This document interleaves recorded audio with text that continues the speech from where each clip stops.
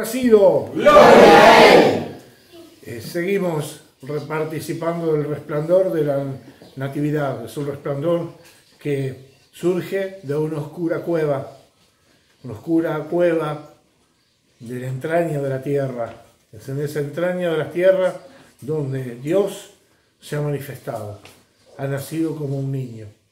En la entraña de María se hace carne, en las entrañas de la tierra se hace visible, y esa luz participa a toda la iglesia, ya que cuando celebramos estos divinos misterios, estas gracias, estas puertas de Dios hacia nosotros, que son los misterios suyos, no solamente hacemos una reflexión, sino que recibimos una iluminación.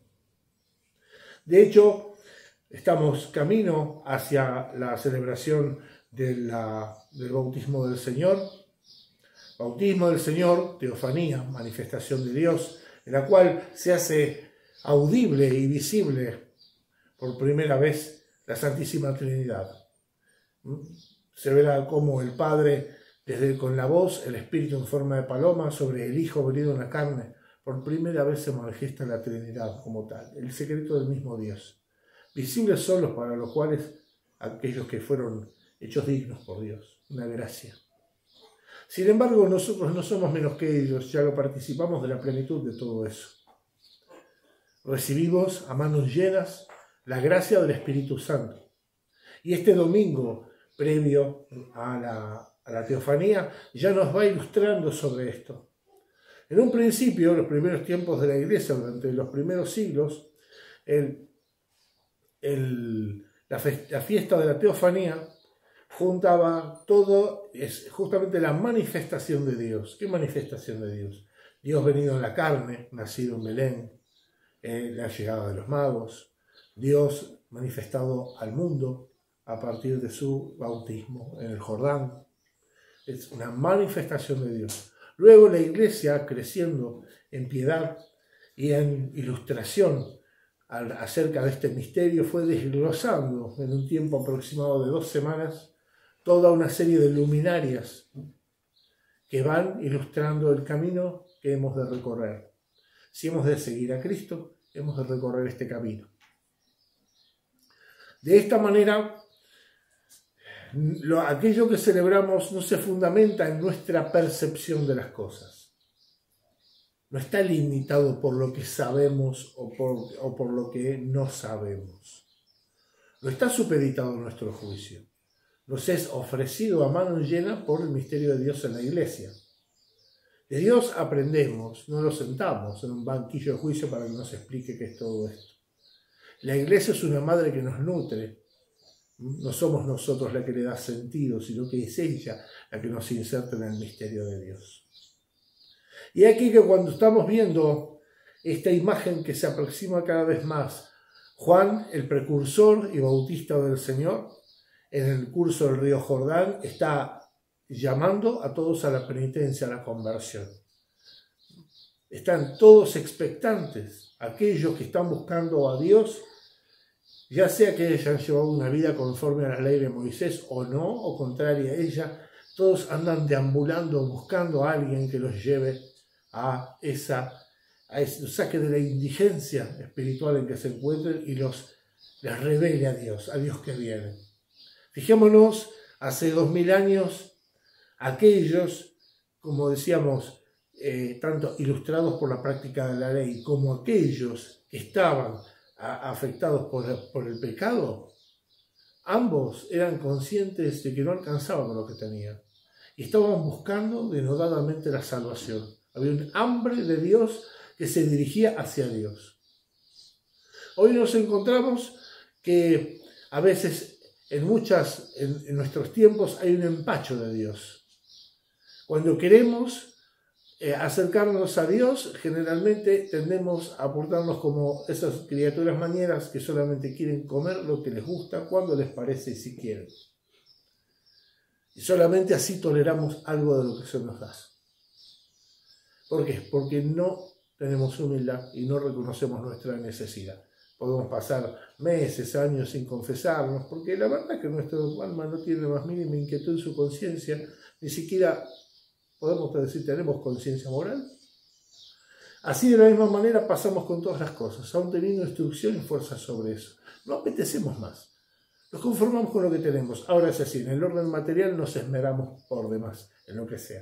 Pero con Dios, con un poquitito nos arreglamos y con eso vamos tirando. Con eso ya nos alcanza. Dios no es más para nosotros. Pero tenemos como espejo a estos que buscaban en el incómodo y desolado desierto, bajo el calcinante sol de Judea, unas palabras que venían a limpiar su corazón, que venían a abrir paso para llegar a lo profundo, de esta manera de que cuando viniera aquel que bautiza con el Espíritu Santo, que es lo que señala Juan, dice, yo bautizo con agua, él practicaba un rito judío de purificación, con un sentido de preparación a la venida del Mesías. Había muchos grupos que estaban esperando esa venida del Mesías. Era el pueblo en general que estaba escrutando las Escrituras, escuchando a los distintos maestros, guardando de su corazón las distintas tradiciones. ¿Qué se decía? ¿Cómo iba a ser este que venía? Estaban todos oteando el horizonte, ricos y pobres, practicantes y no practicantes. Todos sabían que estaba pasando algo. Y es Juan el que les dice, viene uno detrás de mí, que es más grande que yo. Yo bautizo con agua, aquel bautizará con el Espíritu Santo. ¿Comprendían plenamente lo que escuchaban? Más que nosotros seguro. ¿Comprendemos algo nosotros de lo que escuchamos? Ahí es donde tenemos que trabajar para asegurarnos de que esa palabra llegue con toda su fuerza medicinal a lo profundo de nuestro ser. La palabra de Dios es como una espada de dos filos que discierne el bien del mal. Y de la misma manera hiere, pero para que también se libere de adentro eso malo que no podemos largar. Aquella cosa de la que no nos podemos liberar. De que estamos sujetos, estamos recortados, estamos limitados. A tal punto que a veces ni siquiera queremos más, o no sabemos si querer. A veces solemos pensar que es Dios con sus exigencias el que nos mantiene alejados de la gracia, y no nosotros con nuestras pretensiones. A veces exigimos sencillamente estar limpios para poder estar con Dios, y es Dios el que nos limpia.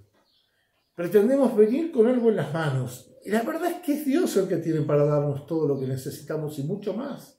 Solo tenemos que apoyarnos en Él, creer en Él, en su palabra. No pensar que su palabra es un cuentito publicado hace mucho, hecho para gente humilde, no como nosotros, gente preparada, que tenemos toda clase de tecnología, que no necesitamos esas cosas.